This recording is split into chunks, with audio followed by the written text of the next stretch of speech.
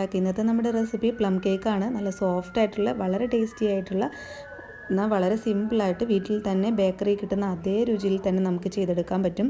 ആൽക്കഹോളോ സോക്കിങ്ങോ കാര്യങ്ങളോ ഒന്നുമില്ല, ഇൻസ്റ്റൻ്റായിട്ട് ചെയ്തെടുക്കുന്ന റെസിപ്പിയാണ്. ഇന്നലെ അപ്ലോഡ് ചെയ്തതിൽ നിന്നും കുറച്ച് വ്യത്യസ്തമാണ്. ഓറഞ്ച് ജ്യൂസ് ഒന്നും നമ്മൾ ചേർക്കുന്നില്ല, എന്നാൽ കറക്റ്റ് ടേസ്റ്റ് കിട്ടുകയും ചെയ്യും.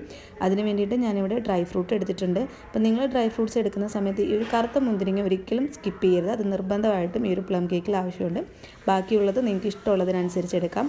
പിന്നെ ടൂട്ടി ഫ്രൂട്ടി, ചെറി, ഇത് ഓറഞ്ചിൻ്റെ തൊലി ഒന്ന് ഗ്രേറ്റ് ചെയ്തെടുത്തതാണ്. വെള്ളഭാഗം പെടാതെ ഇതുപോലെ ചെറുതായിട്ടൊന്ന് ഗ്രേറ്റ് ചെയ്തെടുത്താൽ മതി. പിന്നെ ഈന്തപ്പഴമൊക്കെ എടുക്കുന്ന സമയത്ത് ഞാൻ നല്ല പഴുത്ത ഈന്തപ്പഴമാണ്, അപ്പോൾ ഇതുപോലെ പഴുത്ത ഈന്തപ്പഴം എടുക്കുക.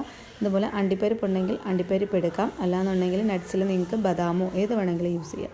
ഇതിനകത്തോട്ട് ചേർക്കാനുള്ള ഇതാണ് കേട്ടോ സ്പൈസസ്. അതിനകത്ത് കറുകപ്പട്ട, ഏലക്ക ഇല്ല, കറുകപ്പട്ട, ഗ്രാമ്പു,